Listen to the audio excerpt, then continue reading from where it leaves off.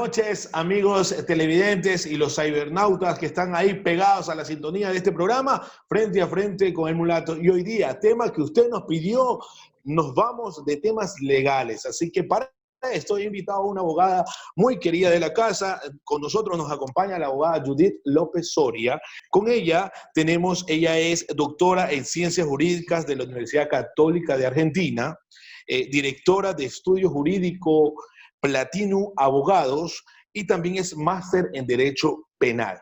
Para este tema, querida abogada, le doy la bienvenida.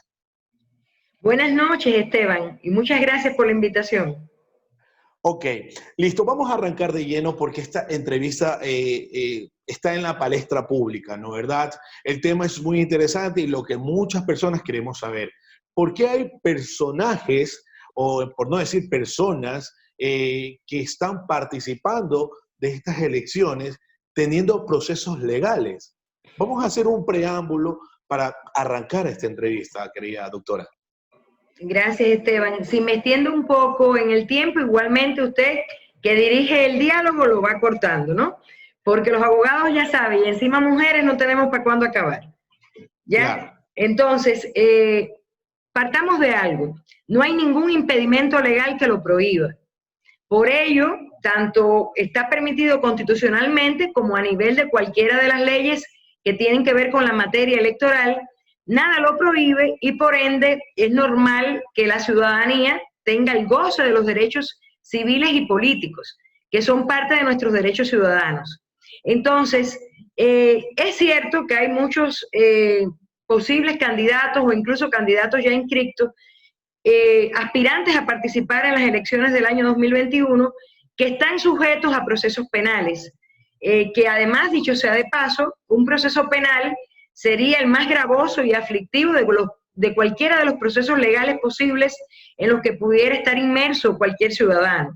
¿Por qué? Porque las consecuencias del derecho penal son las más graves también. La privación de libertad, sanciones de multas muy altas y bueno, sobre todo un derecho que te permita al Estado privar o restringir la libertad de las personas, evidentemente lo califica como un derecho de consecuencias muy graves. Ahora bien, como este derecho es tan grave, creo que con este preámbulo que te voy a introducir, podamos quizás entender el por qué sí tienen derecho a participar. Y es que cualquier ciudadano tiene dentro de su estatus un reconocimiento de inocente. Todos tenemos el derecho a la presunción de inocencia, que más que presunción de inocencia, que por demás es un principio que está reconocido en la Constitución del Ecuador, y cuando digo principio quiere decir que es una premisa que guía cualquier rama del derecho, además de estar reconocido en la Constitución del Ecuador, también está como uno de los principios que instruye el proceso penal. ¿Qué quiere decir? Cualquier ciudadano puede interponer una denuncia en contra de otro, ya sea persona natural o jurídica, pero no es hasta que esa denuncia pase por diferentes etapas procesales, como en materia penal en el caso de Ecuador, primero investigación previa, luego instrucción fiscal, luego la fase intermedia donde va la audiencia evaluatoria y preparatoria de juicio y finalmente la audiencia de juzgamiento. En esa audiencia de juzgamiento, que es donde se dirime si la persona realmente es culpable o inocente de la acusación, tampoco ahí termina el proceso penal, porque el proceso penal luego también tiene todo un bloque de garantías, que es el derecho a recurrir o a impugnar el fallo del tribunal de primera instancia. O sea, que ese fallo no es firme, no es ejecutoriado. Y en Ecuador cabe contra ese fallo el recurso de apelación y contra la sentencia del recurso de apelación cabe también el recurso de casación. ¿Qué quiere decir? Que hasta que no se ha resuelto el recurso de casación, esa sentencia no es firmemente ejecutoriada, o sea, no es inamovible. Y esto, en buen español, o sea, en palabras no técnicas que podamos entender todos, lo que quiere decir es que todavía la persona no es culpable del delito, aun cuando existe sentencia condenatoria. A esa sentencia, para poder llegar a la conclusión de que no cabe dudas de que la persona es culpable del delito, le falta otro requisito, que es la ejecutoriedad, es decir, la firmeza de la sentencia. Por ende, en virtud del principio de presunción de inocencia, ninguno de los posibles candidatos todavía, salvo excepciones, porque he escuchado de algunos que ya han cumplido pena, eso ya es otra circunstancia, pero por lo menos de los que más auge hay con respecto a la opinión pública, ellos todavía están sujetos a proceso penal y todavía no se ha quebrantado, no se ha logrado derrumbar la presunción de inocencia que los protege. Quiere decir que ellos siguen siendo inocentes. ¿Hasta cuándo? Hasta que exista una sentencia ejecutoriada en su contra, que demuestre su culpabilidad. Al momento de hablar de sentencia, es decir, si un procesado en el ámbito de candidato político es sentenciado en su momento, tampoco cabría la figura de participar en las elecciones, ¿o sí? Cabe, porque ¿qué pasa? Que te explicaba que hay diferentes fases en el proceso penal. Y la sentencia de primera instancia, es decir, por primera vez vamos a juicio, a audiencia de juzgamiento, donde se van a practicar las pruebas que tiene la Fiscalía para sostener su acusación y las pruebas que también tiene la defensa para contradecir a la Fiscalía y tratar de mantener incólume, inamovible, la inocencia de la persona. ¿Ya? El tribunal es el destinatario de ese debate penal. Entonces el tribunal va a llegar a una conclusión que puede ser sobre culpabilidad o ratificación de inocencia. Ya, si llega a una convicción de culpabilidad, aun cuando es una sentencia condenatoria y diga X persona es culpable de un delito y por este delito le ponemos determinada sanción, aún así todavía esa persona no puede ser considerada firmemente culpable. ¿Por qué? Porque todavía el proceso penal no termina. Todavía queda una fase de impugnación y es el derecho que tenemos todos a impugnar cualquier resolución que resuelva sobre nuestros derechos, con lo cual no estemos conformes. ¿Y cómo se ha establecido en la ley? Para la sentencia de primera instancia cabe el recurso de apelación y contra la sentencia de apelación, que sería sentencia en segunda instancia. ¿Por qué en segunda instancia? Porque el tribunal de primera instancia es el más bajo de los tribunales. Y cuando digo bajo no hablo de cuestión de mayor o menor calidad, sino de la estructura judicial, ¿ya? Los de primera instancia son los que resuelven por primera vez el juicio en primer momento. Pero contra ese fallo se puede recurrir, si las partes procesales así lo entienden, ante un tribunal de superior instancia. En este caso, para que se entienda, si tuviéramos un caso normal, no como lo que nos han ocupado, que por inmunidad, precisamente por sus cargos, tienen una circunstancia de fuero especial y eso hace que vayan directamente a la Corte Nacional y que en la Corte Nacional ocurran todas las etapas judiciales. Pero en un ciudadano común y corriente como el resto, cualquiera de nosotros, iríamos, digamos, en Guayaquil a que sea ventilada nuestra responsabilidad penal en juicio, digamos, ante el tribunal con sede en Albán Borja, ¿ya? Pero como este tribunal está en Guayaquil, en la demarcación territorial de Guayaquil, el sujeto procesal que no esté conforme con el fallo del tribunal tiene derecho a recurrir en apelación. ¿Ante quién? Ante la Corte Provincial del Guayas, porque estructuralmente la Corte sería también por demarcación territorial los jueces superiores ante los cuales se puede someter a evaluación el fallo del tribunal inferior.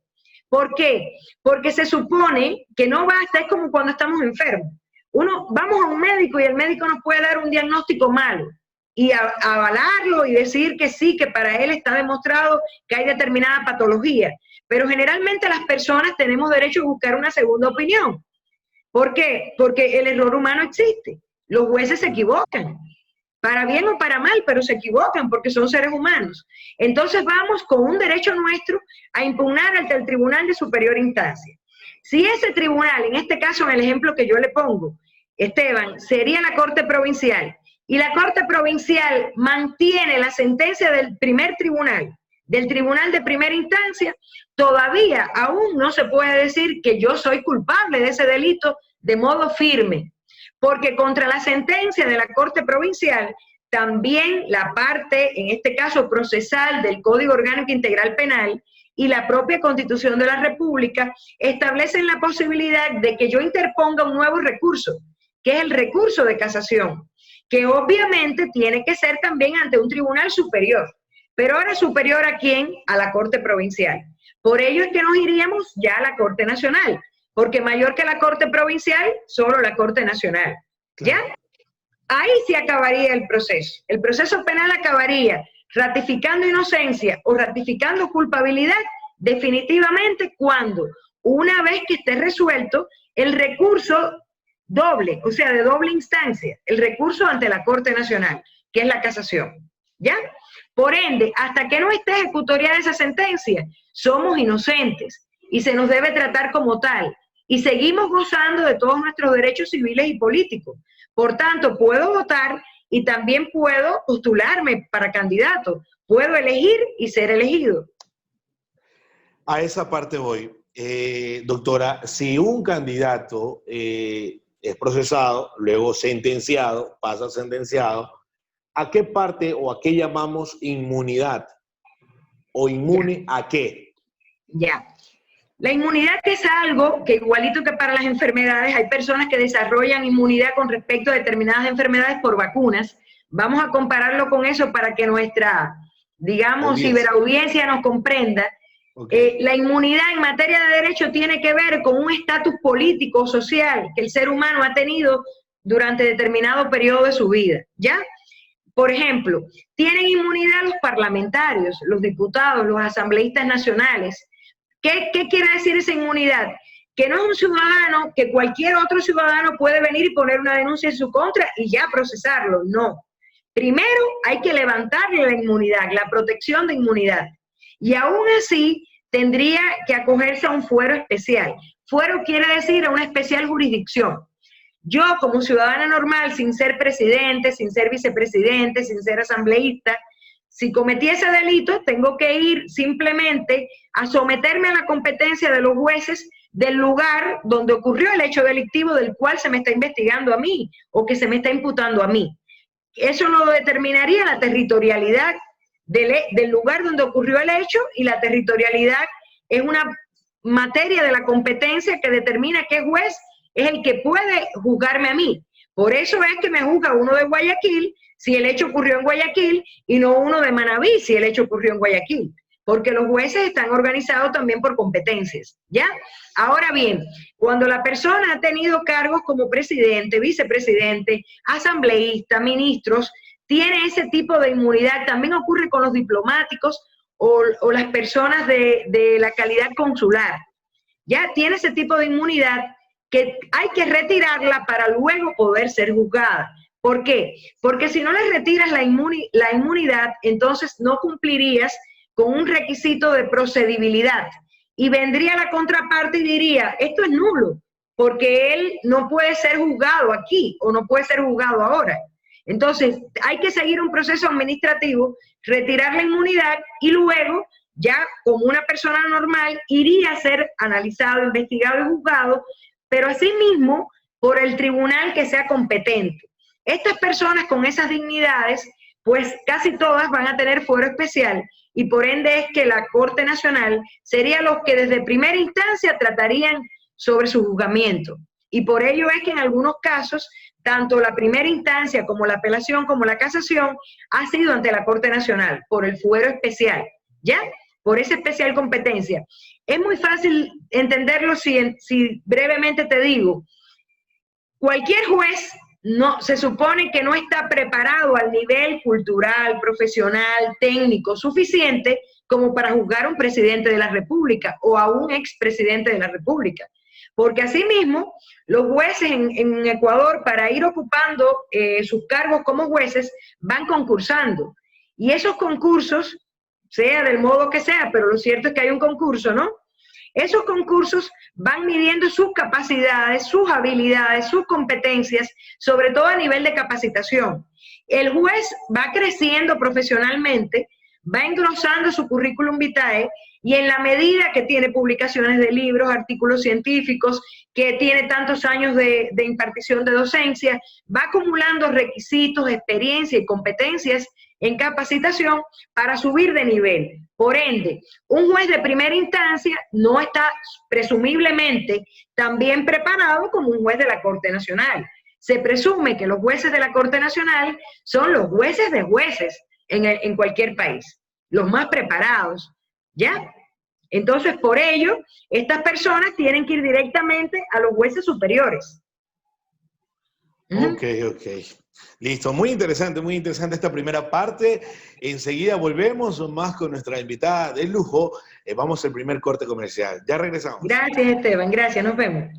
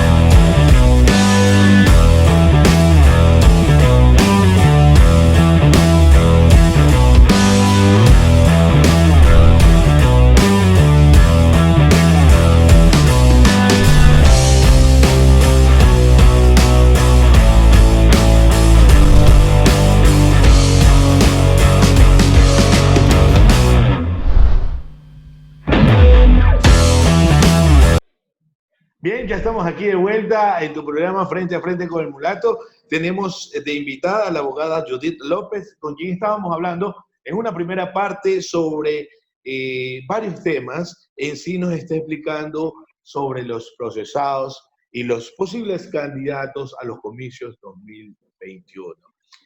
Bien es cierto, hemos escuchado a la autora ciertas partes, pero tema muy importante el de saber que estos candidatos tengan los juicios que tengan, pueden ser posibles candidatos, ¿no es verdad? Doctora, la pregunta es, ¿hasta qué punto podría ejercer nos quedamos en la parte de inmunidad, hasta qué punto, si el candidato llegase a ganar y tiene varios procesos, ¿aplicaría ahí la parte inmune? A ver, dijimos como un preámbulo donde decíamos la libertad que tienen todos los ciudadanos en virtud de la presunción de inocencia. Ahora bien, una vez que ya la sentencia se convierta en firme y sea condenatoria, una vez que esa condena ya sea firme, firme quiere decir que ya no cabe otro recurso y que es inamovible, ya que es ejecutoriada, entonces la persona se considera firmemente culpable. Y para ello hay determinadas limitantes en la ley, tanto en la Constitución de la República como también en el Código de la Democracia o Ley Orgánica Electoral, ¿ya? Ese impedimento es cuando te habla de que no podrá ser candidato a ninguna de esas dignidades, ni de presidente, ni de vicepresidente, ni ninguna, la persona, el ciudadano, en cuya contra pese una sentencia condenatoria, ejecutoriada, firme, ¿ya? Entonces, por ello es que estamos viendo, porque hay que hablar la realidad, por ello es que estamos viendo que en algunos casos es fácil darse cuenta cuánto se está apurando el sistema judicial para lograr la firmeza de la sentencia condenatoria que ya obtuvieron en primera y segunda instancia. ¿Por qué? Porque sí, hay como dos eventos que vienen a encontrarse, van a chocar. Por un lado, se va precisamente a tratar de ver hasta dónde se puede dilatar o dejar de dilatar, evitar dilatar, el hecho de que ya la sentencia, y vamos a hablar de un caso particular, en el caso del expresidente Rafael Correa y los otros 19 condenados en ese caso, cuya sentencia en ninguno de los casos todavía es firme ni ejecutoriada, y no lo será hasta que sea ratificada en la Corte Nacional, pero que dicho sea de paso también puede ser revocada, no solo es que puede ser ratificada, puede ser revocada, porque también puede ocurrir que la Corte Nacional vea defectos, revoque la sentencia y no se puede ejecutoriar, porque haya que hacerle los cambios que se deriven de ese recurso. Ya. Entonces, por eso vemos que por una parte tratan de acelerar el gobierno que ahora está imperante, que el sistema judicial trate con la mayor premura de obtener esa sentencia condenatoria, porque han coincidido tiempos. han coincidido los tiempos en que debe haber desenvuelto ya este proceso penal con respecto al tiempo en que se deben postular e inscribirse como candidatos para las próximas elecciones. ¿Qué hace el propio Código de la Democracia? Pone también otro, vamos a decir, otro parche, que es como provisional o temporal. Y es que una vez que uno de estos candidatos logre inscribirse ya en la fase electoral que corresponda a todo el proceso electoral, si aún no tiene sentencia condenatoria, entonces, ¿qué es lo que se va a suspender? El proceso penal en cuestión. Va a quedar como pendiente, no va a quedar resuelto, va a quedar pendiente porque durante ese tiempo, esa persona, ciudadano ecuatoriano, que logró inscribirse como candidato y que hasta ese momento no llegó a incumplir ninguno de los requisitos, porque en este caso todavía no había sentencia condenatoria firme en contra de esa persona. Entonces, una vez que ya se resuelven los comicios, que se realicen las elecciones, puede ganar o puede perder, no quiere decir que se va a archivar el expediente o que ya no se va a sacar más, porque seamos presidentes, vicepresidentes, asambleístas, todos somos ciudadanos y todos somos iguales ante la ley, aunque parezca romántico, eso es lo que busca el principio de igualdad, que a todos se nos trate por igual ante la ley. Y todos debemos también obediencia a la ley. Entonces, aun cuando usted llegue a ser presidente, si se ha demostrado que es responsable de un delito y esa sentencia ya quedó firme, pues una vez pasado todo el periodo electoral, tendrá que ejecutarse la sanción, ¿ya? Ahora, ¿qué puede ocurrir? Que es otra cosa que pienso que puede llamar la atención. Supongamos, en el peor para unos y en el mejor de los casos para otros. Supongamos que la sentencia condenatoria, en el caso del expresidente Rafael Correa, me refiero al caso que han llamado sobornos. Supongamos que no logre estar ejecutoriada antes de, ¿ya? Antes de que logre inscribirse. Que lo dudo mucho porque se ve toda la intención y el esfuerzo para lograr que sí lo esté. Tanto del sistema judicial, que no debiera ocurrir, porque el sistema judicial tiene que trabajar durante sus términos, de acuerdo a sus tiempos, de acuerdo a lo que hace consuetudinariamente, sin recibir presiones de ninguna forma. Y en este caso es evidente que han habido presiones del gobierno. Yo, por ejemplo, como abogada, tengo recursos de casación de hace año y medio en la Corte Nacional. Y ni siquiera, cuando llamo, ni siquiera todavía tienen juez ponente o designado los jueces que lo van a atender. Entonces, es ilógico pensar que en menos de un mes, en este caso, sí va a tener todo, porque no es la costumbre en Ecuador. Aunque los términos son muy claros, ocurre que la Corte Nacional atiende todos los casos del país, todos los casos de todas las cortes provinciales del país. Por ende, los casos tienen que ir cogiendo su cola, hacer la fila, por una cuestión cronológica, de orden cronológico. Sin embargo, este caso lo han apresurado. Entonces, supongamos que no lograran que se dictara la condena en firme para este caso, pero antes de que él logre inscribirse ya en el próximo periodo que ocurre ya en la primera quincena de septiembre. Bueno, en ese caso quedaría suspendido todo lo que tiene que ver con su responsabilidad penal. Pero una vez que él, digamos, en el caso de que lograra salir elegido como vicepresidente y su binomio como presidente, pues van a tener el poder ejecutivo del Estado nuevamente. ¿Qué puede pasar? Habría que analizar. ¿Ya quedó en firme y nunca más se puede variar esa sentencia? No. Esa sentencia ciertamente es ejecutoriada, pero todavía todo el ordenamiento jurídico penal en Ecuador prevé otro recurso que es excepcional, que es el recurso de revisión. Y en el recurso de revisión puede cambiar totalmente una sentencia que haya condenado en primera instancia si usted, entre otras causales que establece el COIP para la revisión, aporta prueba nueva. ¿Y quién quita que entonces exista una prueba nueva que pueda variar eso? ¿Ya? En ese caso. O sea, que todavía no podemos decir que va a cumplir la sanción. Ah, bueno, otra cosa sería, si no se logra inscribir, porque hay que mezclar este problema técnico de derecho, lamentablemente hay que mezclarlo un poco con el tema político, y sobre todo porque estamos en un derecho político, que es el derecho a elegir y ser elegido. Si ellos no se lograran inscribir, y saliera otro de los partidos, otro de los binomios, de los tantos que se han postulado, ¿no?, para ser candidatos, saliera. Para ser exacto. Sí, ajá. Y entonces es como una feria, pero bueno. Y entonces, eso también, después si tú me permites, Esteban, pudiéramos hablar al final, claro, pero para sí, no irme. Pero yo pienso que hay errores de ley que son los que permiten esta brecha, en todos los sentidos, ya. Entonces, si otro partido político triunfara y lograra establecerse en el poder, pues no correría la misma suerte, porque si ese partido político tiene una ideología política distinta a la ideología que propugnan los partidos de estas personas que están cuestionadas en su responsabilidad, lo más seguro es que sí ejecuten la sanción, ¿ya?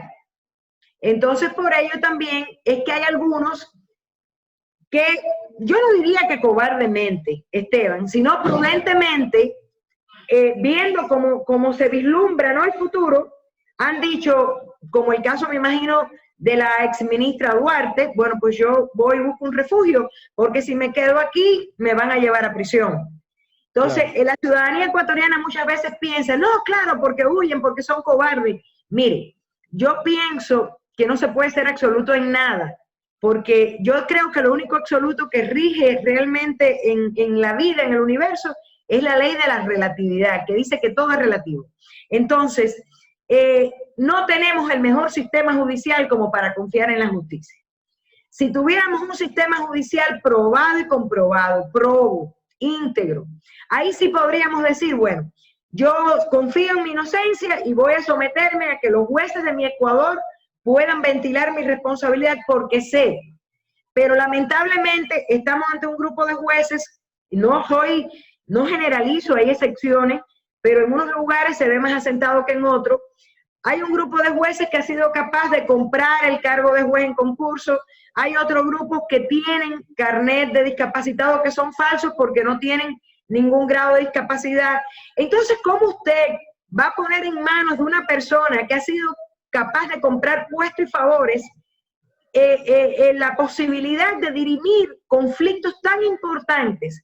Si esa persona ya sabemos que tiene un talón de Aquiles, en unos casos es el dinero, y que lo que quizás no tenga usted es el dinero suficiente para comprarlo, pero si tuviera el dinero suficiente logre comprarlo. Entonces, como no tenemos tampoco un sistema judicial íntegro, probo, pulcro, independiente de intereses políticos, tampoco los ciudadanos ecuatorianos vivimos tranquilos, ni nos sentimos en una seguridad jurídica como para decir, no, yo sí me voy a someter a que me juzguen. Por eso, culpables e inocentes, todos huyen, ¿ya? Y ni hablar del sistema carcelario, porque para colmo, si la prisión, la pena que tiene que cumplir de prisión, la pasa a cumplir a cualquiera de las cárceles del país, allí no se le garantiza ninguno de los derechos que está establecido internacionalmente que hay que respetarle, porque por más idiosincrasia latina que tengamos y seamos fuertes y vengativos, si nosotros hemos puesto a través de los jueces una prisión, digamos, de 5 años, o de 10 años, o de 20 años, el Estado tiene que responder que esos 20 años esa persona salga ilesa de la prisión. No la deben haber violado, no lo deben haber extorsionado, no lo deben haber matado. Pero el Estado, que debiera ser garante de eso, no garantiza nada. Es nuestra realidad. Entonces, cuando usted entra a las cárceles de Ecuador, usted, en palabras mías, y creo que también de Eugenio Raúl Zaffaroni, lo que él se refiere a las cárceles de Latinoamérica, usted está entrando a un a un campo de concentración y a una condena a muerte, pero de muerte lenta, porque allí corre una serie de riesgos que su vida no está segura nunca, sea culpable o sea inocente. Y bueno, creo que más que yo puedo hablar la realidad de los últimos días.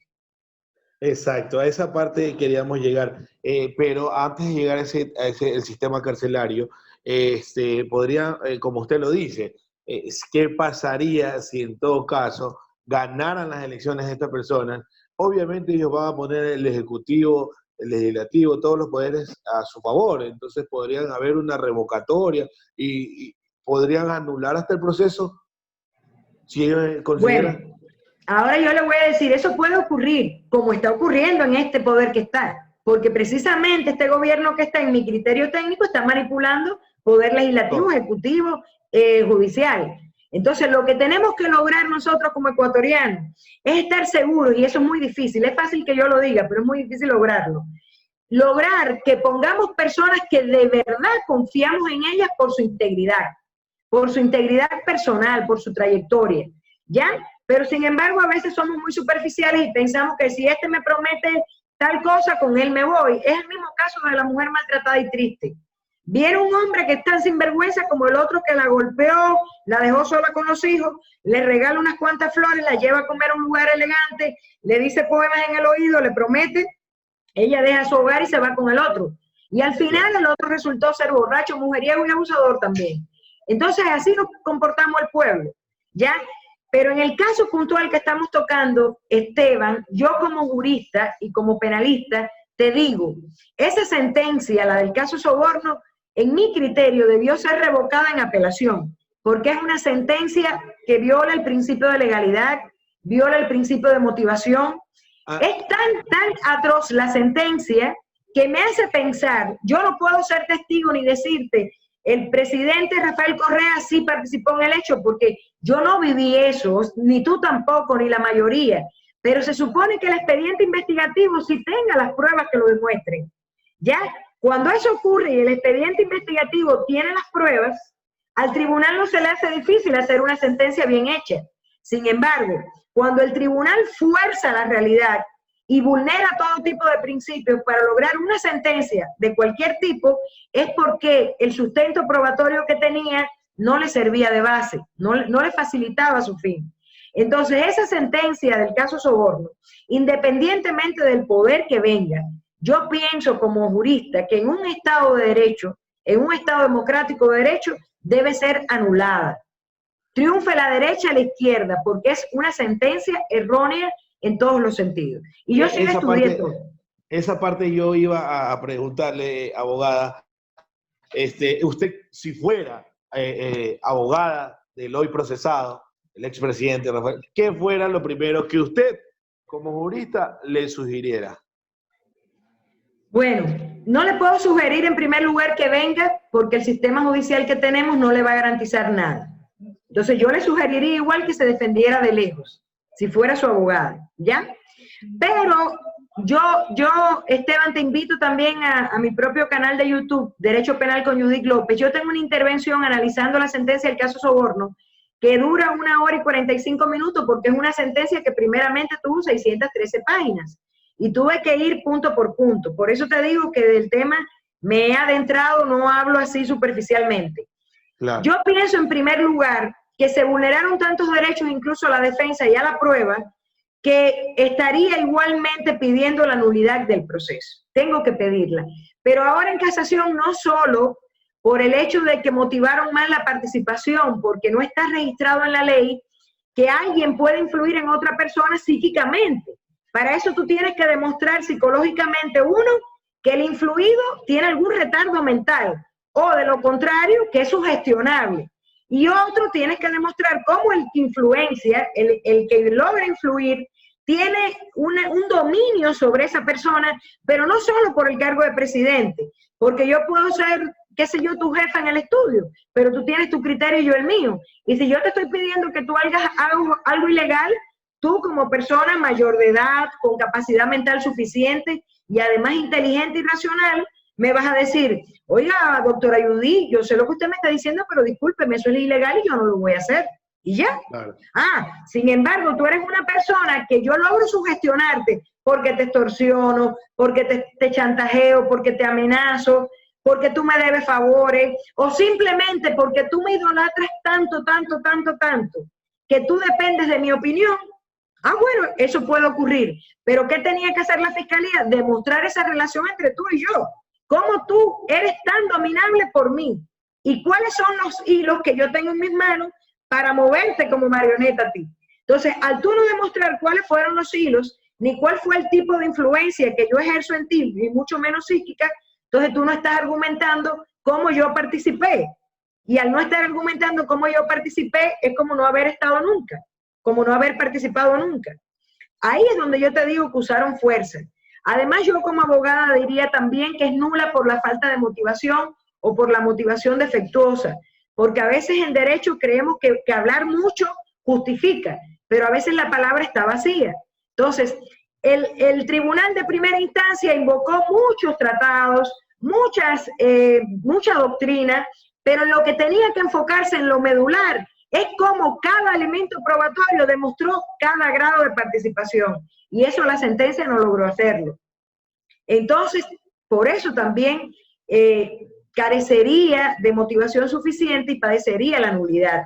Entonces, lo haga Esteban Correa, lo haga Bucarán, lo haga Lenín Moreno, lo haga Judith López, o sea, como ciudadana normal, ellos no, ellos están en otro estatus. Lo haga Juan Pablo de los Palotes o Pepe Maraña, quien lo haga, merece el mismo debido proceso. ¿Y por qué se exige a los jueces que motiven? Porque cuando antes existía un sistema inquisitivo, el juez era todo. Bastaba con que al juez la persona le cayera mal y lo ordenara a que lo ahorcaran o a que lo quemaran en la hoguera, y no había que justificar nada. Evolucionamos mucho, y como estamos en un Estado de Derecho en Ecuador, que por demás tiene una constitución muy avanzada, entonces el poder que tiene el pueblo exige que el Poder Judicial explique en qué se basó para llegar a esa convicción. Y esa explicación no tengo que hacerla en latín, ni en idioma ajeno al idioma castellano que habla el pueblo ecuatoriano. ¿Por qué? Porque esa sentencia, además de los destinatarios, que son los juzgados, también tiene que entenderla toda la sociedad, para que la sociedad se convenza, sin lugar a dudas, de que su presidente fue capaz de participar en un delito, o por el contrario, para que la sociedad se convenza de que no hay pruebas de que lo hizo. Y eso no logró el Tribunal de Primera Instancia, ¿ya? Pero como todo el mundo en la Corte Nacional es evidente que están recibiendo presiones de todo tipo, pues lo más probable es que ratifiquen la sentencia. Y muchos creen que porque ratifiquen la sentencia es porque realmente está aprobado. Pero como jurista te digo, no, no es así. No es así. Y no solo pasa con Correa, Esteban. Lo triste es que pasa en todos los casos, todos los días.